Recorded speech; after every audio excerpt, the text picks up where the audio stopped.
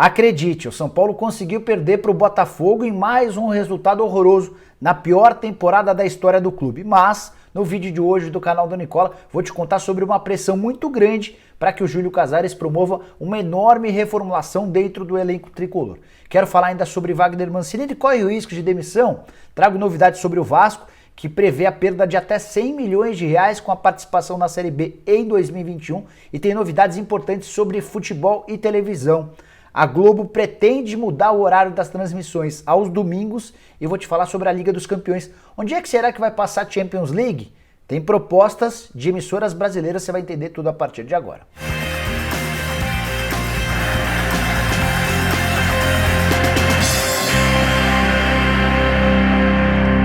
Fala aí pessoal, sou o Jorge Nicola, bem-vindos a mais um vídeo do canal, bem legal ter vocês por aqui. Antes de passar todas as informações, só pedir para deixarem like, se inscreverem no canal apertando esse botãozinho vermelho de inscreva-se, aproveitem e ativem o sininho para passar a receber notificações, combinado? Bora começar o vídeo falando a respeito da Globo, que pretende mudar em 2022 o horário dos jogos transmitidos aos domingos. Já é padrão, coisa de muito tempo, os jogos às 4 da tarde do domingo, certo? Pois saiba que para a próxima temporada, a partir de 2022, a Globo deixa de ter o Fausto Silva como apresentador dominical. Notícia que causou enorme repercussão no mundo da televisão. Fausto é um patrimônio da TV Globo e também do jornalismo e do entretenimento no Brasil. Ele decidiu que não renovará seu contrato e a partir daí começaram a surgir uma série de especulações de como é que a Globo pretenderia ocupar esse espaço que começa às 6 da tarde e vai até às 8 da noite. Flávio Rico, que é colunista do R7, afirma que a Globo vai usar o espaço do Faustão para transmitir jogos de futebol. Aí você deve estar se perguntando, tá bom, e às 4 da tarde, o que a gente vai ter? A nova programação da Globo para 2022 deve ter reality shows no início da tarde, como por exemplo o The Voice, ocupando aquela faixa das 3 às 4 da tarde. Às 4, em vez de futebol, a gente deve ter filmes importantes. Às 6 da tarde, aí sim, entra em cena o futebol, e às 8 da noite, o fantástico programa extremamente tradicional e de ótimos números na TV Globo já há bastante tempo. É importante contar também que aos domingos a Globo tem feito alguns testes e exibido jogos do Campeonato Brasileiro às 20h30 no pay-per-view. Era também para entender a aceitação do público do futebol no horário mais tarde. E a resposta, de acordo com executivos da Globo, foi bem positiva para esses jogos no pay-per-view às 20h30. E antes de mudar de assunto, eu queria a sua opinião. Como é que você vê a possibilidade de os jogos aos domingos na TV aberta passar para as 6 da tarde? Gosta? Prefere o horário antigo? Que horário você escolheria se fosse o executivo da Globo? Use o espaço para comentários e opine, por favor. Termina nessa terça-feira às 5 da tarde o prazo para que as emissoras de TV que querem transmitir a Liga dos Campeões e a Liga Europa enviem suas propostas para a UEFA. Essas propostas devem ter vários participantes em território brasileiro. Na TV aberta a gente já sabe que Globo e SBT farão proposta. Ainda não fizeram e devem fazer ao longo dessa terça-feira. É meio que tradição deixar para o último momento para fazer essa proposta. Em TV fechada devemos ter a concorrência de 3 emissoras. Do grupo Disney, representado pela ESPN e pela Fox, da Globo, que tem o Sport TV como seu cabo na TV a cabo, e para completar, a Warner, que já é responsável pela transmissão da Liga dos Campeões desde 2015. A Warner é a empresa que comanda a TNT Sports, era o Esporte Interativo, você já sabe que houve uma mudança no nome. Tem ainda o Facebook, que já transmite alguns jogos da Liga dos Campeões e pode entrar em algum desses pacotes de forma associada a uma emissora de TV aberta ou fechada.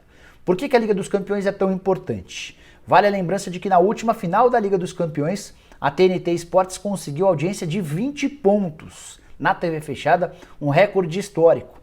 E a cada ano que passa, com times mais fortes no futebol europeu, esse é um enorme produto, um produto extremamente interessante, até por isso Globo e SBT estão de olho na possibilidade de transmissão em TV aberta. Vale a lembrança de que os vencedores dessa concorrência devem ser anunciados em março, e a gente já está falando da próxima Liga dos Campeões, temporada 2021-2022, que começa assim que a atual temporada terminar. Está acabando o contrato que a Warner tem com a Champions League e que o grupo Disney tem com a Liga Europa.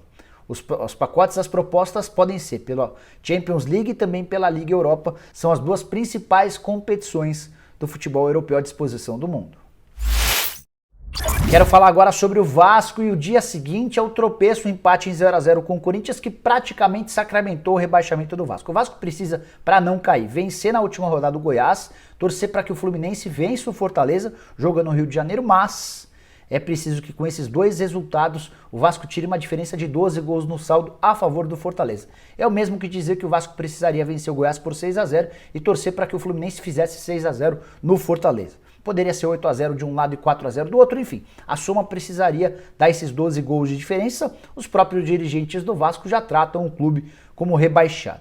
E nessa segunda-feira rolou uma reunião gigante que ocupou durante toda a tarde e boa parte da noite para definir os próximos passos do Vasco, como é que vai funcionar o clube agora com uma perda significativa de receita. A estimativa é de que o Vasco deixe de faturar entre 80 e 100 milhões de reais com a queda para a segunda divisão. E a maior perda vem dos direitos de transmissão. Quando você cai para a segunda divisão, você tem uma cota de apenas 6 milhões de reais.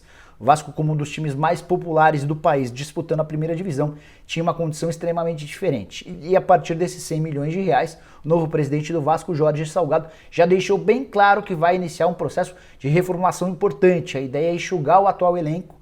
A folha salarial precisa diminuir, hoje ela está avaliada na casa dos 4 milhões de reais. O Vasco estima ser capaz de pagar no máximo 2 milhões de reais para a disputa da Série B e nem Vanderlei Luxemburgo tem seu futuro garantido no Vasco da Gama. Técnico que já foi ídolo em outros tempos, voltou para tirar o Vasco da Gama do rebaixamento, não conseguiu e agora corre o risco de não ficar. Bora falar agora sobre Wagner Mancini. Muito torcedor corintiano tem me perguntado aqui e também lá no meu Instagram, no @JorgeNicola, sobre a possibilidade de o Wagner Mancini ser demitido. Antes de dar a resposta, deixa eu só contar que espalharam por aí uma montagem feita a partir da minha imagem do Twitter, como se eu tivesse publicado no meu Twitter que o Wagner Mancini se despede do Corinthians depois da partida contra o Internacional e que o Fernando Diniz é o favorito para assumir o Corinthians. Quem acompanha o canal do Nicola sabe que isso é uma grande mentira, uma grande invenção, até porque nunca falei nada a esse respeito. Então, já logo de cara quero esclarecer que essa montagem feita é fake, não existe, nunca falei nada a respeito. Antes de gravar esse vídeo, conversei com o Roberto de Andrade para saber se o Mancini corre algum risco de demissão.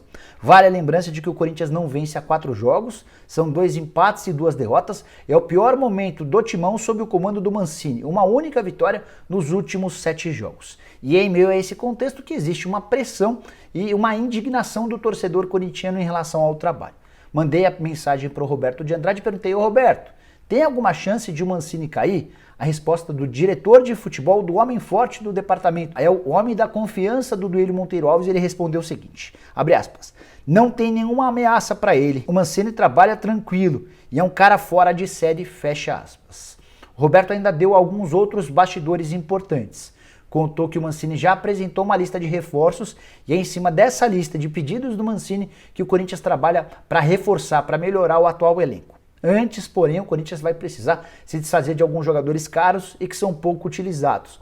Casos, por exemplo, do Michel Macedo do lateral direito, do zagueiro Marlon, do volante Ederson, dos atacantes Matheus Davó, Everaldo e Jonathan Cafu.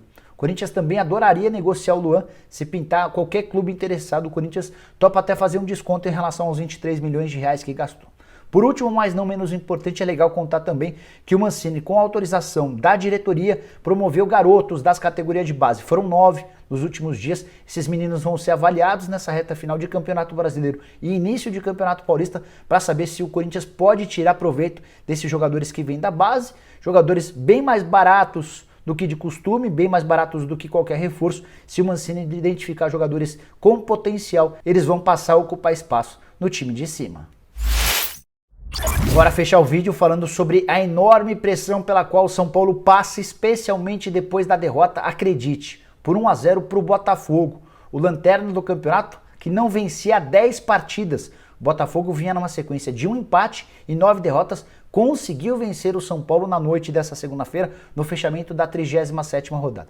E o jogo era super importante para o São Paulo, que com uma vitória garantiria a classificação de forma direta para a fase de grupos da Libertadores. Como perdeu, o São Paulo vai ter a obrigação de vencer o Flamengo para se assegurar na fase de grupos. Dá uma olhada na enrascada que o São Paulo se meteu. Ele vai precisar vencer o líder do campeonato, o time que vai precisar de vitória contra o Tricolor para ser campeão brasileiro. Se o São Paulo perder, ele vai estacionar nos 63 pontos e pode ser ultrapassado pelo Fluminense, que tem 61. Classificação do Campeonato Brasileiro hoje tem, nessa parte da briga pela vaga na Libertadores, na fase de grupos. O Atlético Mineiro é o terceiro com 65 pontos, o São Paulo é o quarto com 63 e o Fluminense é o quinto com 61.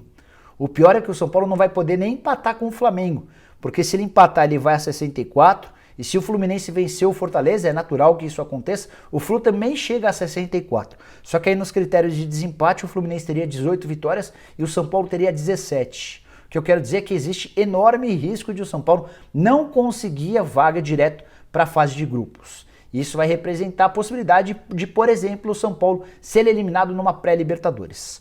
Se o São Paulo de fato ficar em quinto, já tem até um adversário conhecido no primeiro mata-mata da pré-Libertadores. Esse adversário seria um time peruano. O nome do time é meio complicadinho, vou tentar falar, vamos ver se eu não erro. Ayacucho, tá? Jogos marcados para os dias 9 de março, o jogo de ida, e a volta no dia 16 em Cusco, cidade com altitude de 3.400 metros. Se passar pelo Ayacucho, o São Paulo pega ou Independente Del Valle ou um time chileno ainda não definido. Dá uma olhada na enrascada em que o São Paulo pode se meter. É bem verdade também que se o Palmeiras for campeão da Copa do Brasil, o quinto colocado do Campeonato Brasileiro se classifica direto para a fase de grupos da Libertadores. Mas se o São Paulo for derrotado ou empatar com o Flamengo, ele vai precisar torcer para o Palmeiras ser campeão da Copa do Brasil. Olha o rolo em que o São Paulo se meteu. Bom, bora falar sobre reformulação, sobre faxina. Pegou muito mal a derrota por 1-0 para o Botafogo. O grupo de WhatsApp de conselheiros do São Paulo bombou ao longo da noite, das horas seguintes à derrota do São Paulo para o Botafogo. E existe pressão para que o Júlio Casares tome medidas drásticas a partir do fim do Campeonato Brasileiro, com a negociação, com a exclusão, com a dispensa de vários jogadores.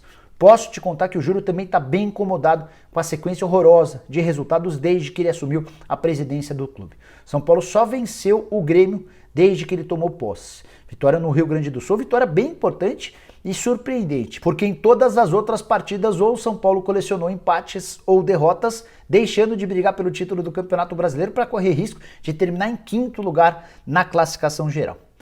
Algumas mudanças já começaram, inclusive. Nessa segunda-feira, o Juca Pacheco, que era assessor de imprensa do São Paulo há mais de 20 anos, ele estava lá desde 1997, acabou sendo desligado. Também houve mudanças no Morumbi, também no departamento de comunicação, e a promessa feita pelo presidente a vários conselheiros é de que essas mudanças vão continuar nos próximos dias, especialmente depois da participação do São Paulo na quinta-feira, a última rodada do Campeonato Nacional. A gente deve ter mais algumas mexidas na comissão técnica e a partir de agora a pressão é para que o Júlio também se desfaça de jogadores importantes e caros.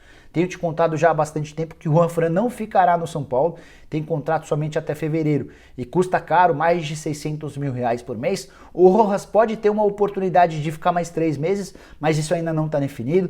O futuro do Carneiro também é incerto. E aí, para completar, a partir de agora que a coisa começa a ficar mais importante. Há muitos pedidos para que o Daniel Alves seja dispensado. O Júlio Casares já descartou essa possibilidade, não vai pagar daqui até o fim do contrato tudo que o Daniel Alves tem a receber. Mas se aparecer proposta pelo meia lateral, seja lá a função que for, nas próximas semanas o São Paulo não vai fazer qualquer esforço para mantê-lo.